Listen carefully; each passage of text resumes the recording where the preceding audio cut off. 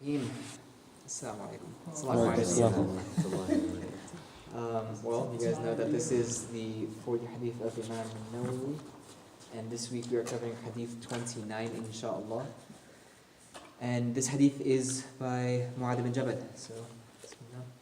عن معاذ بن جبل رضي الله تعالى عنه قال قلت يا رسول الله أخبرني بعمل يدخلني الجنة ويباعدني عن النار قال لقد سألت عن عظيم وإنه ليسير على من يسره الله تعالى عليه تعبد الله لا تشرك به شيئا وتقيم الصلاة وتؤتي الزكاة وتصوم رمضان وتحج البيت ثم قال ألا أدلك على أبواب الخير الصوم جنة والصدقة تطفئ الخطيئة كما يطفئ الماء النار وصلاة الرجل في جوف الليل ثم تلا تتجافى جنوبهم عن المضاجع حتى بلغ يعملون ثم قال ألا أخبرك برأس الأمر وعموده وذروة سنامه قلت بلى يا رسول الله قال رأس الأمر الإسلام وعموده الصلاة وذروة سنامه الجهاد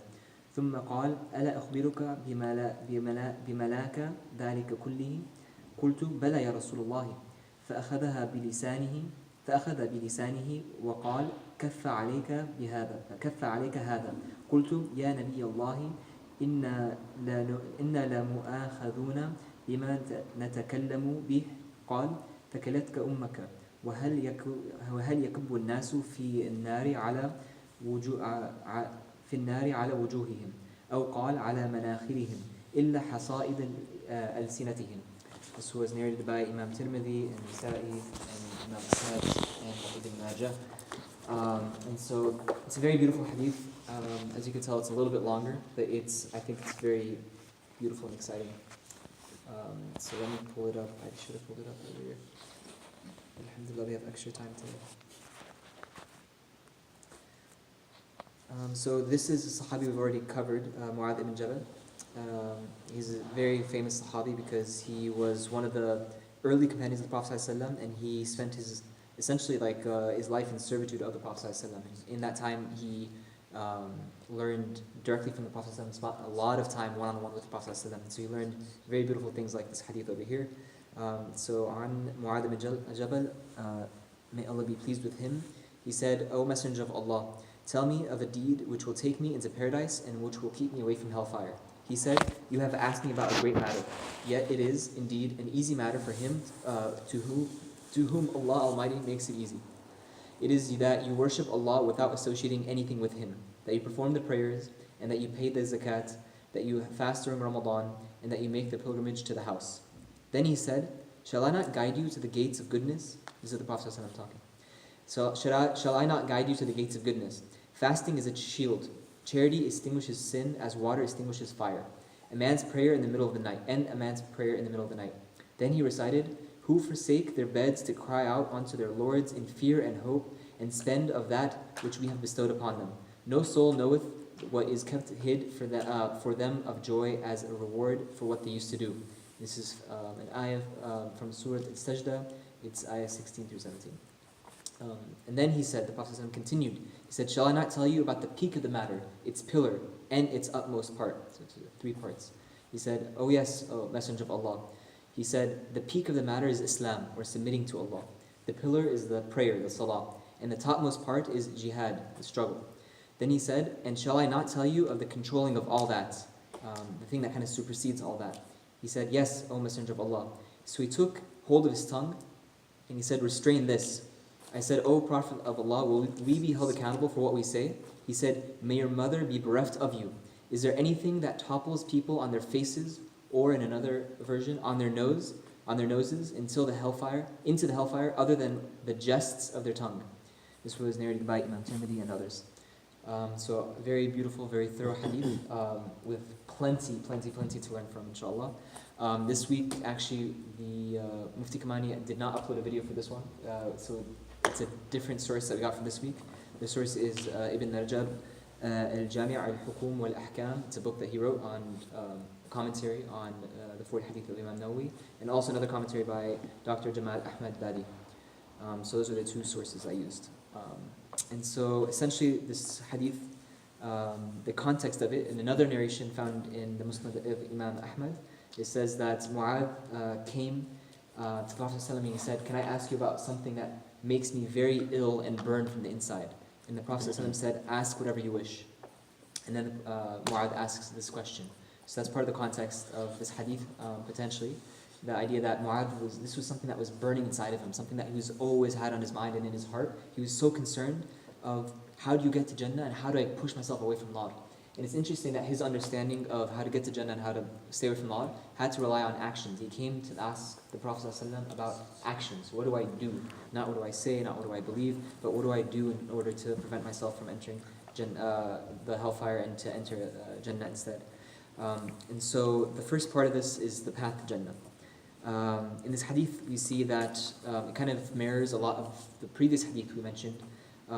In Hadith 2, for example, the second hadith of Jibreel, it mentions like what is Islam, and it mentions these actions as well, the Shahada, saying that there's no God but one, praying, the Salah, giving zakat, going to Hajj.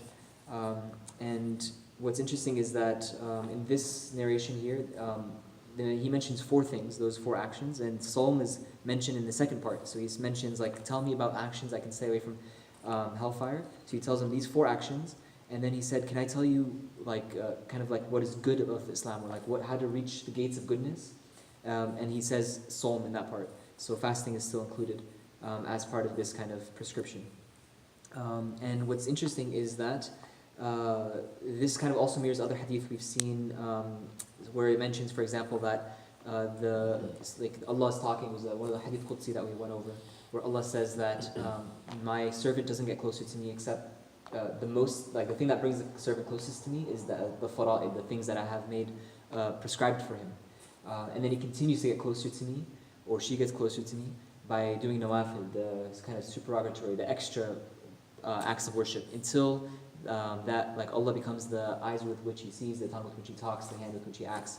And so that was a hadith, and this kind of mirrors the exact same thing, where he mentions these fara'id, these like things that are core to Islam, and he mentions these extra actions you could be doing. You could be fasting extra, you could be praying in the middle of the night, and you could be striving in the way of Allah.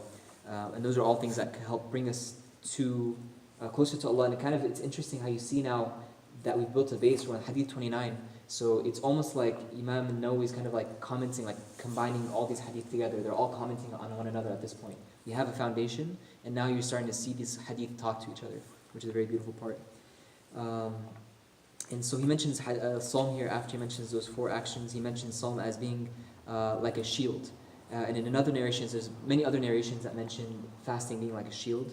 And there's even a narration where it mentions like it's a shield just as the shield you use in fighting. There's another narration that says, don't break your shield with, like, talking about the shield that you have against hellfire. So there's a hadith that mentions that the shield is a shield against hellfire.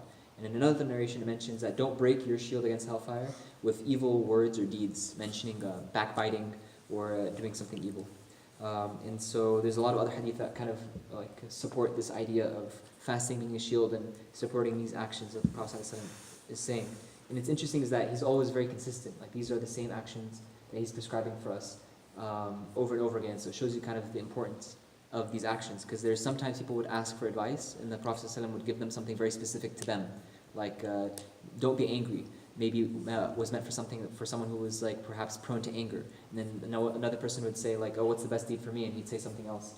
And so these are actions that the Prophet ﷺ has prescribed to many people, and you can kind of see how general it is, so it kind of applies to everyone. So it's a much more generalized recommendation. And so he mentions here, like the fasting, and then also, so that the doors of goodness are the fasting, and then giving and charity, again, that we saw. And so it's very beautiful that here the 3 things he mentions is fasting, giving and charity, and then also praying in the middle of the night. And it's beautiful because, like we saw in a previous hadith again, where people were complaining that the rich people were able to give so much in charity, but they weren't able to, but they were still able to fast, they were still able to do everything else. So he said, how is it fair that these rich people can give in charity but we can't?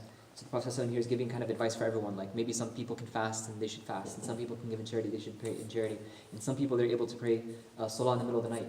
And all these things are beautiful actions But some people have strength in certain ones of them. So don't feel bad if you can't do everything all the time in all parts of your life.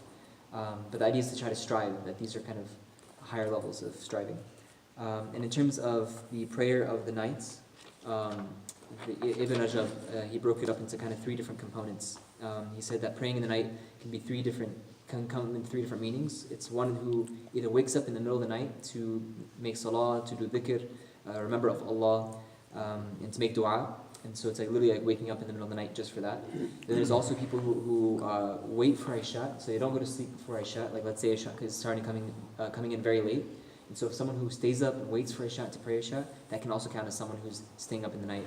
And then also someone who wakes up for Fajr, especially if they wake up early for Fajr. Those are all things that Ibn Rajab counted as waking up in the night. But in the hadith itself, it mentions fi jawf al-layli, which means kind of like the middle of the night. And so there's like a kind of precedence for that. Like that's like the highest part of it. And all three are mentioned in the Quran. Like there's examples of all three that you can find in the Quran. And there's other hadith that talk about this, like the best salah is the salah that's in the middle of the night, and that the best dua is the dua after the fard prayer. So there's a lot of different hadiths that also mention this kind of concept of praying in the middle of the night.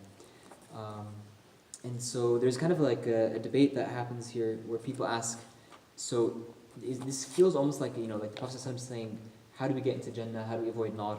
And it sounds maybe perhaps like is it a deal that Allah is making for us? Is it a contract? Do we earn it? Is it something we're paying for? Or is this just like a means that we get for the mercy of Allah? And so obviously we believe that this is just a means for getting the mercy of Allah, because we can't enter Jannah through our actions. We only enter it through the mercy of Allah. And there's a very famous hadith obviously of if you were to spend your entire lifetime, like imagine you lived for like 80 years and you spent every single day, you never slept, you never ate, you just spent all 80 years worshipping Allah and fasting and praying and giving zakat and all these things. After that entire lifetime, you wouldn't be able to thank Allah enough for even just one of your eyeballs. And so that kind of reminds us that we're not going to earn these, like the Jannah or avoid nar through our own actions, but these are the things that we can use to kind of earn Allah's mercy and kind of show the respect that He deserves and use what He's given us for good. Because all of it, at the end of the day, everything we have, our wealth, our health, all these things are just a gift that Allah has given us to test us. What are we going to do with it? So we have to make the most of it. And so the Prophet is recommending these are ways that you can maximize on that. And so then what's interesting is that, so a lot of these deeds we've already covered in past hadith, but the two new deeds that are mentioned in this hadith that were not covered before were that prayer in the middle of the night, and then also jihad. And that's, sometimes it could be contentious in our context to talk about jihad, I think. A lot of people either shy away from it, or there's a lot of misconceptions around it. Sometimes people maybe abuse it for their own agendas. But the concept of jihad, it's like this is a sahih hadith, and the Prophet ﷺ saying, like, should I tell you about its peak, and then its pillar, and then the uppermost part? So like the uppermost part is what was mentioned as jihad, so kind of like the very peak. So he said that in Islam, so like the peak of the thing is Islam, so that's like the highest point in life, essentially, is like having Islam, that submission to Allah. And the pillar with which that rests on is salah. So like Islam is based on salah, like that's the pillar. And the highest point of it, the most like high thing you can reach is, he's saying, is jihad. Dirwa sanami, dirwa means like the top of something, the peak of something, and sanam means a hump, like a hump of a camel. So kind of like the top peak of the thing is jihad. So it's like a very prominent thing, and it mentions it in the Quran and other hadith. So it's not something we should shy away from, but just something we should try to understand. Obviously we know that jihad, the literal meaning of it is to struggle, in this context, struggle in the sake of Allah. And we also know that it can come in different ways. It can be a spiritual struggle, it could be a physical struggle, it could be an intellectual struggle. It depends really on the context. The Prophet ﷺ mentions in another hadith that there's a greater jihad and a lesser jihad.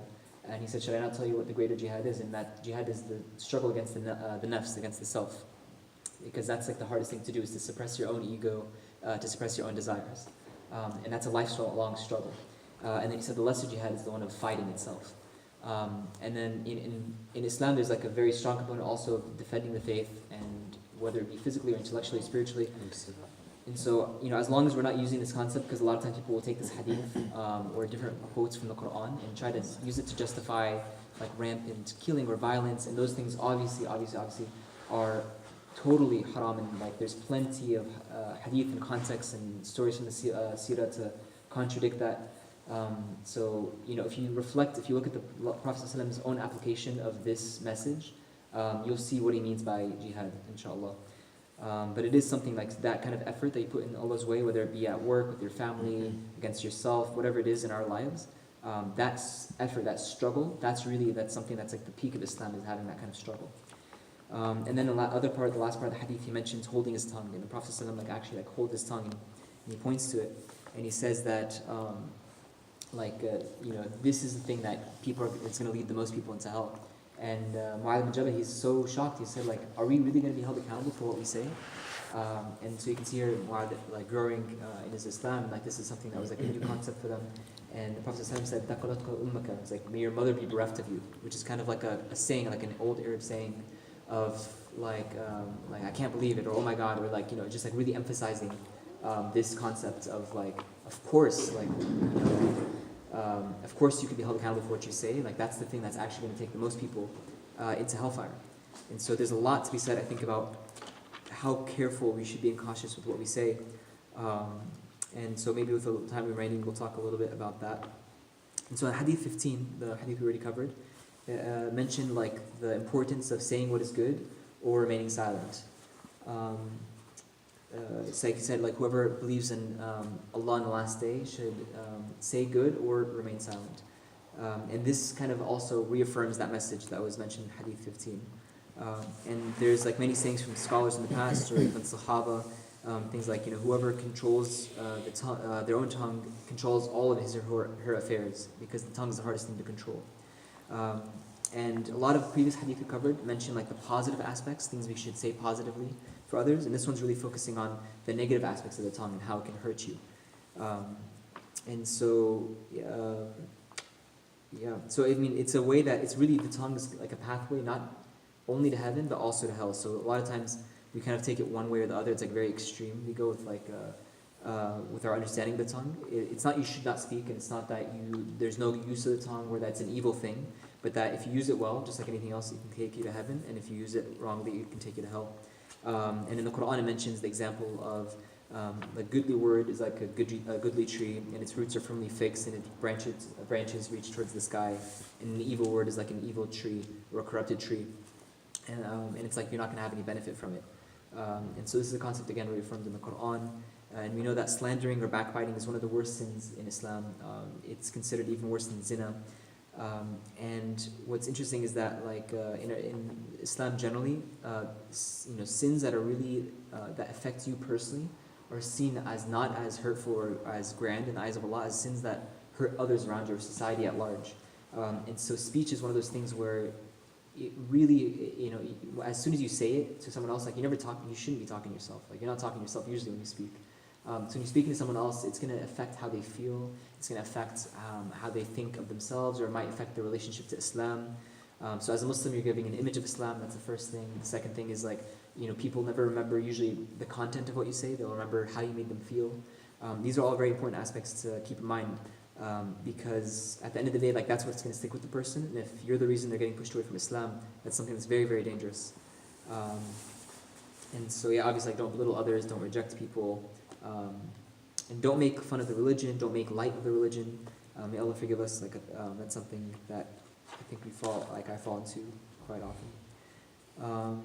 And then think of what language, at the end of the day, what language really is. The idea of language is really that you're converting inward experiences and thoughts and emotions, and you're converting that into something that you can transmit to someone else. It's taking what's inside of you and transmitting it to someone else. So it's a very powerful act if you think about it. Allah has given us this gift of being able to transmit something that's happening in here to someone else, and they can understand it and interpret it. And so it's a very heavy gift, and it's not something that we should take lightly at all. And lastly, and so it's also one of the most important facets of discipline, because again, the things that we think on the inside and the words that we say are usually tied to our egos, and that's what makes controlling the tongue so difficult. So inshallah we can learn to control the tongue a little bit better. And the last thing is that the Prophet also mentions that the tongue is one of those things that breaks the shield that we have built with fasting and with extra praying in the night, and with giving zakat and charity. And so it's it would be kind of a waste to do all that effort and then break down that shield that we built with lying or backbiting and sins like that. So may Allah protect us. There's a lot of wisdom to be learned from this hadith, from all the Alhamdulillah. Jazakallah khair. I know it's a little bit earlier this time than last week. Inshallah, we'll make an announcement about it. But inshallah, I think we're going to try to continue doing it before Isha, just because Isha is getting pretty late. Jazakallah khair.